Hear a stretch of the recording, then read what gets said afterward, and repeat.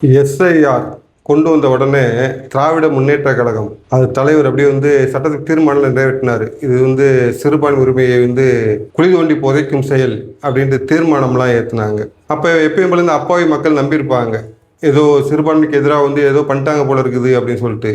ஆனால் அந்த எஸ்ஐஆர் தேர்தல் சிறப்பு சீர்திருத்தம் கொண்டு வந்ததுக்கு அப்புறம் 97 லட்சம், கிட்டத்தட்ட 1 கோடி பேர் போலி வாக்காளர்கள், இடம்பெயர்ந்தவர்கள், இறந்து போனவர்கள், இல்லை ஒரே பேர் 2 இடத்துல இருக்கிறது அப்படின்னு சொல்லிட்டு 97 லட்சம் பேர், அதாவது கிட்டத்தட்ட 1 கோடி பேரை நீக்கியிருக்காங்க. அதில் 67 லட்சம் பேர் புதிதாக அந்த இடம்பெயர்ந்தவர்கள் லிஸ்ட்ல இருக்காங்க. இப்போ இதில் என்ன கேள்வி, நம்ம இதில் என்ன ஒரு பெரிய விபரீதம் அப்படின்னு பார்த்தீங்கன்னா, அந்த 67 லட்சம் பேர் யார்? ஒரு பேச்சுக்கு சொல்லுவோம், ஒரு வீட்டில் இந்த மர்ம மார்க்கத்தினர் இருக்காங்கல்ல, அவங்க வீட்டில் பார்த்துருப்போம், 200 பேர் 250 பேர் ஒரே வீட்டில் பேர் இருந்துச்சு, ஓட்டர் லிஸ்ட்டில் பேர் இருக்குது, 160 பேர் இருக்குது, 70 பேர் இருக்குது அப்படின்னு சொல்லிட்டு.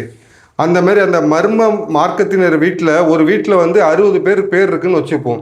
இவங்க இந்த எஸ்ஐஆர் டீம் உள்ள போகும்போது அந்த 60 பேரை கூப்பிட்டு கேட்டிருப்பாங்க, ஏப்பா உன்னோட இதை கொண்டு வா, ஆதார் கார்டை கொண்டா, பேன் கார்டை கொண்டா, ஓட்டர் ஐடியை கொண்டா அப்படின்னு சொல்லிட்டு. ஏன்னா ஆதார் கார்டு ஈஸியாக கிடைச்சிடும் இவங்களுக்கு. ஏன்னா ரொம்ப அந்த விஷயத்தில் அவங்க கைதேர்ந்தவர்கள், எதையும் போலியாக தயாரிக்கிறதுல, இல்லை கள்ளக்கடத்தல் பண்ணுறதுல, இல்லை தங்கத்துக்கு அதில் வச்சு கடத்திட்டு வர்றதுல இவங்க கைதேர்ந்தவர்கள். ஆனால் அவங்க ஈஸியாக அந்த போலி பொருட்களை தயார் பண்ணி ஈஸியாக ரொம்ப எளிதாக தயாரிச்சிருவாங்க இவங்க. அந்த மாதிரி தயாரிச்சதுனால ஆதார் கார்டு வச்சு அதை வச்சு ஓட்டர் ஐடி வாங்கியிருப்பாங்க. இந்த எஸ்ஐஆர் என்ன கேட்டுச்சு, இதுக்கு முன்னாடி உங்க அப்பா எங்க இருந்தாரு, அவங்க அப்பா எங்க இருந்தாரு அப்படி கேட்கும் பொழுது இவங்க இந்த 67 லட்சம் பேர் அப்படி யாருமே இல்லைன்னு சொல்லிட்டு ஒத்துக்கிட்டாங்க. அப்பதான் இந்த திமுகலாம் அப்படி கொந்தளிச்சு உட்காந்துட்டு, சிறுபான்மையினால இந்த திருமாவளவன், பிளாஸ்டிக் திருமாவளவன் அப்படி கொந்தளிச்சு உட்காந்துருந்தாங்க, அப்படி நசுக்கிற செயல், இப்படி பிதுக்கிற செயல் அப்படின்ட்டு. ஆனா அவங்க ஒண்ணுமே சொல்லலை. ஏன்னா திருடனுக்கு தேல் கொட்டின கதை.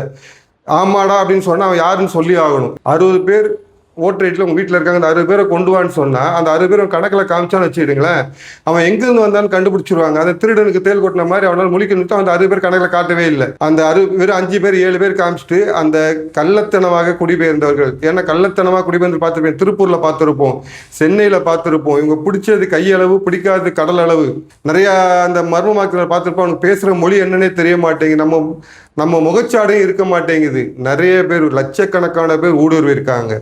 அந்த கோடி, எனக்கு தெரிஞ்சு கோடிக்கணக்கில் உருவிப்பாங்க. அந்த கோடிக்கணக்கில் இந்த 97 லட்சம் பேர் பிடிச்சிருக்காங்க. அதில் 67 லட்சம் பேர் இந்த ஆதார் சரியான ஆவணங்கள் இல்லாதனால நீங்கள் ஓட்டு போட முடியாது அப்படின்னு தடுத்திருக்காங்க. இதுக்கு கொந்தளிச்ச திராவிட முன்னேற்ற கழகம் பார்த்தீங்கன்னா, இதுல முதல் குற்றம் என்ன குற்றவாளின்னு பார்த்தீங்கன்னா, அந்த 67 லட்சம் பேர் இருக்காங்கல்ல, 67 லட்சம் பேர் ஆதார் கார்டு வச்சிருக்காங்க, ஓட்டர் ஐடி வச்சிருக்காங்க, கண்டிப்பா ரேஷன் கார்டு வச்சிருப்பாங்க. ஏதோ ஒரு நாட்டில் பிறந்து அங்கிருந்து கள்ளத்தனமா உள்ள இங்க உட்காந்துட்டு இங்க உள்ள ரேஷன் கார்டு, ஏன்னா 60 லட்சம் பேர் கண்டிப்பா ரேஷன் கார்டு இருக்கும். 67 லட்சம் பேர் கள்ளத்தனமாக கண்டுபிடிச்சு 67 லட்சம், கண்டுபிடிக்க எத்தனை லட்சம் தெரியல. ஏற்கனவே சொல்லுமே, கண்டுபிடிச்சு கையளவு, கண்டுபிடிக்காத கடல் அளவு இருக்கு. அப்ப இந்த கண்டுபிடிச்ச அளவுக்கு பேசுவோம். இந்த 67 லட்சம் பேர் தமிழ்நாட்டில் ரேஷன் கார்டு வச்சுட்டு இருப்பாங்க. இந்த 67 லட்சம் பேர் தமிழகத்தில் உள்ள அனைத்து இலவச இதை உபயோகப்படுத்திருப்பாங்க. இலவச ரேஷன் அரிசி 5000 கேட்டால் 2000 கொடுத்தது, 5000 கொடுத்தது, பொங்கல் பரிசு கொடுக்கும்போதெல்லாம் பார்த்துருப்போம். அந்த கருப்பு துணி மோச்சிட்டு ஃபர்ஸ்ட் அவங்க தான் வாங்கிட்டு போவாங்க. அப்ப இந்த 67 லட்சம் பேரும் நம்முடைய இந்தியாவுக்கும் தமிழகத்துக்கும் சம்பந்தம் இல்லாதவர்கள். ஏன்னா இவங்க தாய்மொழி இது கிடையாது. இவங்க கள்ளத்தனமா உள்ள ஊடுருவிட்டு 67 லட்சம் பேர் நம்ம தட்டுல போடுற சோத்தை நமக்கே தெரியாம திருடி தின்னுட்டு இருக்காங்க. அதுக்கு காவல் காத்தது தான் இந்த திராவிட முன்னேற்ற கழகம்லாம். ஏன்னா அவங்களுடைய ஓட்டு வேணும் இவங்களுக்கு. இப்படி திருடுத்தனமா உள்ள ஊடுருவியும் போது எதிரி நாட்டுக்காரன் இவன் என்ன செய்வான். நம்ம இப்ப தெலுங்கு படம் ஒண்ணு வந்துருந்துச்சு, உஸ்தாத் அப்படின்னு சொல்லிட்டு, பவன் கல்யாண் நடிச்சிருக்காரு. அதுல பார்த்திபன் வில்லனா நடிச்சிருப்பாரு. அதுல காமிப்பாரு, இது கண்டெய்னர்லேருந்து ஆப்கானிஸ்தான்லேருந்து, படத்தில் சொல்கிறேன், ஆப்கானிஸ்தான்லேருந்து முஸ்லீம்களாக கொண்டு இறக்குவாங்க. லட்சக்கணக்கான முஸ்லீம்களை இறக்கிட்டு வில்லன் சொல்லுவான், எங்களுடைய பெரிய திட்டமே என்னன்னா, இதுவரைக்கும் இங்குள்ள மக்கள் ஓட்டை நம்பி இந்த மக்களை தூண்டி விட்டு மதவாதியாக பிரித்து சிறுபான்மை நசுக்கப்படுகிறார்கள், பிதுக்கப்படுகிறார்கள், இப்படி பேசி ஓட்டு வாங்கிட்டு இருந்தோம். ஆனால் இனிமேட்டு அதை செய்ய வேண்டிய அவசியம் இல்லை எங்களுக்கு. ஏன்னா எங்கள் தலைவர் எங்களுக்கு அனுமதி கொடுத்துருக்காரு. அந்நிய நேரத்தில் ஆப்கானிஸ்தான், அந்த படத்தில் காமிக்க, ஆப்கானிஸ்தான்லேருந்து முஸ்லீம்களாக கொண்டு உள்ளே இறக்கி அந்த முஸ்லீம்களுக்கு பூரா ஆதார் கார்டும் ஓட்டர் ஐடியும் கொடுப்பாங்க. படத்தில் காமிப்பாங்க. அதை காமிச்சு அந்த வில்லன் சொல்லுவான், இப்போ இந்த ஓட்டர் ஐடி ஆதார் கொடுத்துட்டோம், இவங்க இன்னும் 10 வருஷத்துல இவங்க ப்ரொடக்ஷன் ஆரம்பிச்சிருவாங்க. அதாவது குழந்தை பெற்று போட்டாங்கன்னா அவங்க தான் தெரியும் இல்லை, பண்ணி 4 குட்டி 40 குட்டி போடுறவங்க அதுக்கு மேலே போட்டி போட்டு குட்டி போடுவாங்கன்ட்டு நான் ஆப்கானிஸ்தான் முஸ்லீம்களை சொன்னேன். ஏன்னா 7 கல்யாணம் பண்ணிக்கலாம், 8 கல்யாணம் பண்ணிக்கலாம், இப்படி 8 கல்யாணம் 10 கல்யாணம் பண்ணி கண்டவங்களுக்கு பிடிக்காது. நான் ஆப்கானிஸ்தான் முஸ்லீமை சொன்னேன். ஏன்னா பண்ணி குட்டி போடுறது பன்னியை விட, இவர்களை விட பன்னி அதிகமாக குட்டி போட்டுதுன்னு ஒரு போராம உண்டு, அந்த தொழில் போட்டி ரெண்டு பேருக்கு. அதனால நான் மறுபடியும் ஆப்கானிஸ்தான் முஸ்லீம் சொன்னேன். அந்த ஆப்கானிஸ்தான் முஸ்லீம்களுக்கும் இந்த பன்னிகளுக்கும் போராம இருக்கிறதுனால முஸ்லீம்களுக்கு கண்டா பன்னிக்கு ஆகாது, பன்னியை கண்டா முஸ்லீம்களுக்கு ஆகாது. நான் ஆப்கானிஸ்தான் முஸ்லீம் சொன்னேன். சரிங்களா?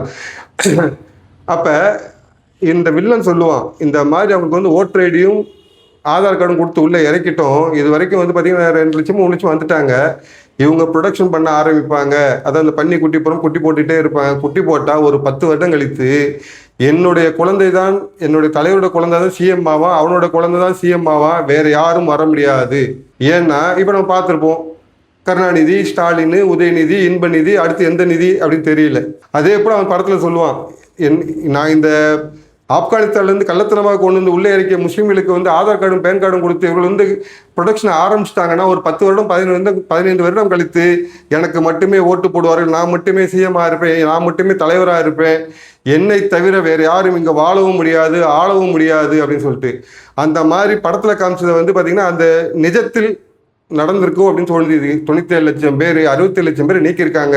ஒருத்தன் கதறலை, ஒருத்தன் கூப்பாடு போடல, என் ஓட்டு இல்லை அப்படின்னு சொல்லி. நேற்று முன்னாடி எலெக்ஷன் நடக்கும்போது எவனா ஒருத்தர் இந்த 67 லட்சம் பேர் நீக்கினாங்கல்ல, இவனுக்கு சொன்ன ஜனநாயகத்தை குழி தோண்டி புதைக்கும் செயல் ஸ்டாலின், துண்டு ஸ்டாலின் சொன்னார். அப்போ அந்த ஜனநாயகத்தை குழி தோண்டி புதைக்கணும், குழி தோண்டி புதைக்க அப்படின்னு குரல் கொடுத்துருப்பாங்கல்ல, எனக்கு ஓட்டு இல்லை ஓட்டு இல்லை. எங்கேயும் அந்த ஒரு சலசலப்பே இல்லை. எங்கே என்ன சலசலப்பு வந்துச்சு?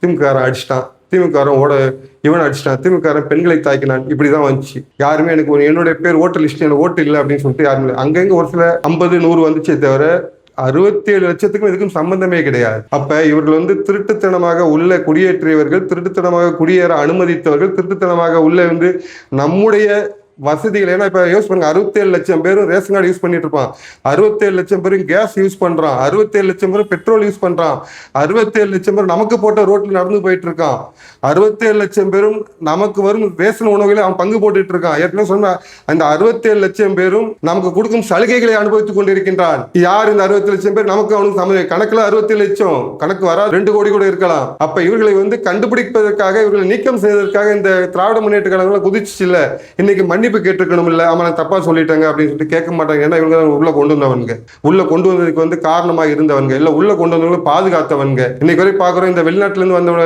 அந்நிய நாட்டவர்கள் பிடிக்கிறது பூரா என்ஐஏ தான் வந்து பிடிக்கிறது தவிர எங்க உள்ள தமிழ்நாடு காவல்துறை பிடிச்ச மாதிரி தெரிய மாட்டேங்குது. காரணம் என்னவென்றால் திராவிட மாடல் ஆட்சின்னு சொல்லிட்டு கையில இரும்பு கரம் இந்த கரம் சொல்லிட்டு இவங்களை தான் அரவணைச்சு காப்பாத்திட்டு இருக்காங்க. திருட்டுத்தனமா உள்ள வந்தவங்க தான். இந்த பிஜேபி உள்ள வந்து பிஜேபி வந்து என்ன ஆயிரும்? ஏதாவது கேட்டீங்கன்னு பிஜேபி உள்ள வந்துடும். சரி, பிஜேபி உள்ள வந்து என்ன ஆயிரும்? இந்த 67 லட்சம் பேர் உள்ள நம்ம நாட்டுக்குள்ள இருக்க முடியாது, நம்ம தமிழகத்தில் இருக்க முடியாது. இந்த நேரத்தில் நம்முடைய வேண்டுகோள் என்னன்னா, சிஏஏ அமல்படுத்தணும், தேசிய குடியுரிமை சட்டத்தை அமல்படுத்தணும். இந்த 67 லட்சம் பேர் யாரால கண்டுபிடிக்க முடியும்? சிஏஏ கொண்டு தான் கண்டுபிடிக்க முடியும். தேசிய குடியுரிமை சட்டம் கொண்டு வந்தாங்கன்னா அந்த 67 லட்சம் பேருடைய குடியுரிமை என்னன்னு தெரிஞ்சிடும். இவங்க வெளியே போயிடுவாங்க, நாடு காப்பாற்றப்படும், நாம் நலமாக இருப்போம், நம் தேசம் நலமாக இருக்கும், நம்முடைய வருங்கால சமுதாயம் நலமாக இருக்கும். அதற்கு இந்த மாதிரி அந்நிய நாட்டு ஊடுருவல்களை உள்ளே அனுமதித்த இந்த தேச துரோகிகளை மன்னிக்க கூட கூடாது. இந்த தேர்தலோடு காணாமல் போயிடுவாங்கன்னு நினைக்கிறேன். நாம் தெளிவாக இருக்கணும். யாருக்காக இந்த அரசாங்கம் நடக்குது? யாருக்காக இதை கொண்டு வந்திருக்காங்க? எஸ்ஐஆர் யாருக்காக வந்துச்சு? சிஏஏ யாருக்காக வருது? என்ஆர்ஐ இது சிஏஏ யாருக்கு, எதற்காக எஸ்ஐஆர் கொண்டு வந்தாங்க? எதற்காக சிஏஏ கொண்டு வந்திருக்காங்க? எல்லாம் தேசிய குடியுரிமை சட்டம் எதுக்காக வந்திருக்கு? எல்லாமே நமக்காக வந்திருக்குது. நம்முடைய சமுதாயம் நல்லா இருக்கும், நம்ம நாடு நல்லா இருக்கும், நம்ம தேசம் நல்லா இருக்கும், நம்முடைய வருங்கால தலைமுறை நல்லா இருக்குன்னு கொண்டு வந்திருக்குது.